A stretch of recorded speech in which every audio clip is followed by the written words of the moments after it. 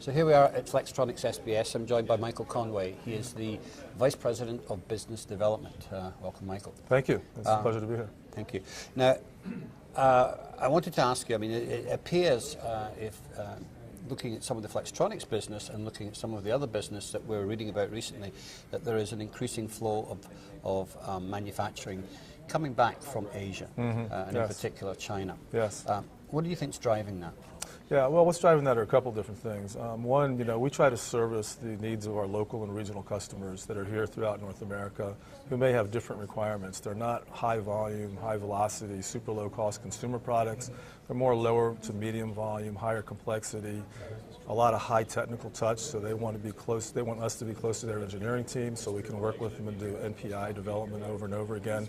And they find that proximity in terms of communication and time is much better with us here as opposed to them having to deal with, several hours, 8, 11, 16 hours being overseas. Yeah. So that's a big driver because they're starting to realize the total cost of ownership of being here. Early on in the industry, people went overseas just automatically because of the lower labor rates. Right. Now the labor rates are coming up pretty rapidly in China, for example. Right.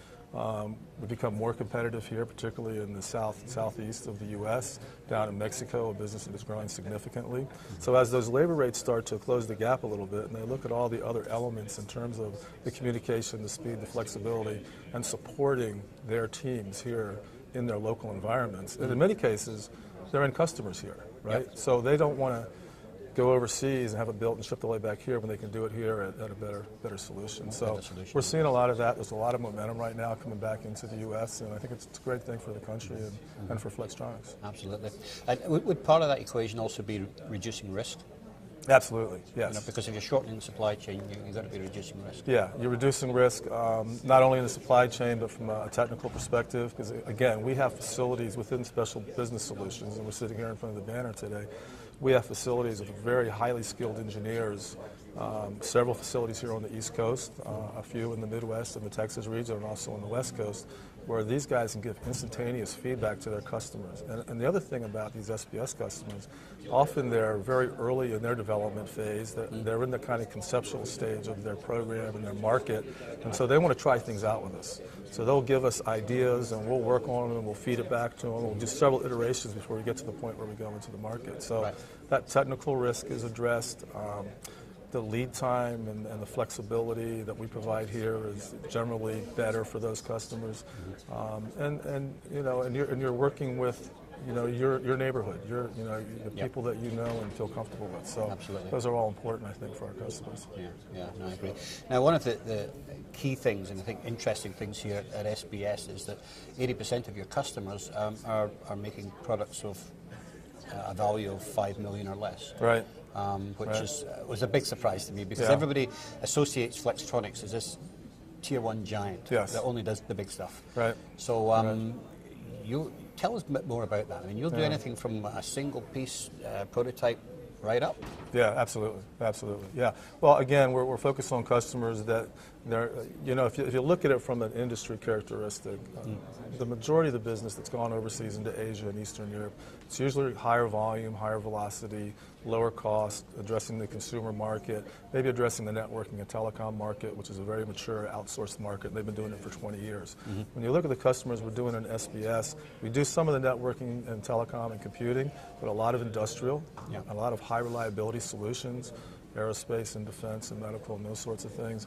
And they don't necessarily need to go for that super high capacity and velocity that you get overseas. So as we work with them, we tend to end up working with customers, like you said, they have revenues that are, we'll work with anybody from, less than $1 million, probably the sweet spot, 5 to 6 million. In some cases, it's 20 or 30 million. It's the whole range. We'll support them all.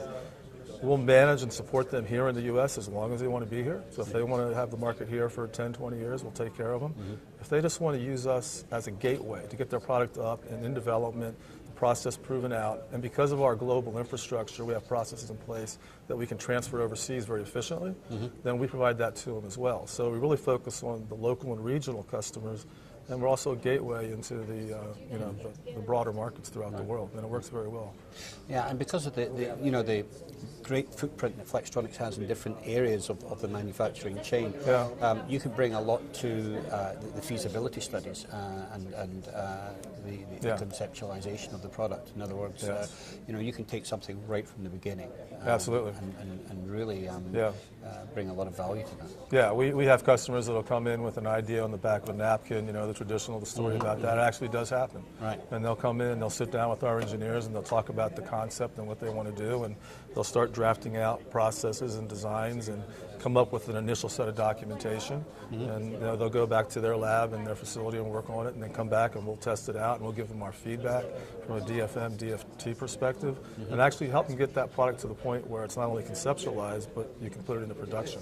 Right. And that's going to go through several iterations. I mean, it may take anywhere, some cases it might be a 1 or 2 quarter process, some cases it might be 5, 6, 7 quarters as we work through the alpha, beta stages of development and get them to the point where they're ready to go. We have multiple customers today that are in that 4th and 5th quarter where we've started off with a napkin and now we're just about ready to go into production. Right. That's a valuable service. And to your point earlier, probably many people don't realize that Flextronics does that and engages with those customers. I think we're just this large tier 1 just doing the higher volumes. In fact, that's not the case at all. That's very true. And not only do you have SBS here, SBS does have locations also in other parts of the world as well. That is true, yes. You have it in Europe and in Asia. So, absolutely. So for smaller customers over there, you're open for them. That's right. Yeah, we have a significant presence throughout Europe, several sites in Europe with the same setup. It's all under the banner of the same organization. So that means we have the same type of processes and ways of engaging with the customer. We get together on a regular basis as a global team and talk about our customers and the markets and how we're supporting and make sure that we share. We actually have operations in Asia, for example. You don't have as much of a need there because of the incredibly large external manufacturing infrastructure that's there today, but we still actually support the customers there that are looking for the same kind of a profile, if you will, from a business standpoint. So SBS, it's a very strong banner and message, I think, within the EMS world. In many cases, if you look at the Tier 2 and Tier 3 competitors that we have, we deal with a lot of the same types of customers that they do. Yes. But as opposed to them, we're not limited to just that smaller capability because we're the guys that can take them, get them going, and then when they grow and they're ready to be part of the bigger and larger Flextronics, we can very efficiently put them in there. So there's no transition into another EM, for example. Right. It's all under one umbrella, and we do that regularly. Right. Well, it's an amazing story. Yeah. Well, Michael, thank you for giving us an update on the activities of SBS, and we look forward to seeing some of these really exciting new products, some of the ones we saw in the back of the factory here coming to fruition. Fantastic. It was a pleasure. Thank you. Thank you, Trevor. So there you go. So if you've got some shiny new product on the back of a napkin or even in first article, bring it along to Flextronics SBS and they'll take it forward for you. This is Trevor Galbraith for Global SMT.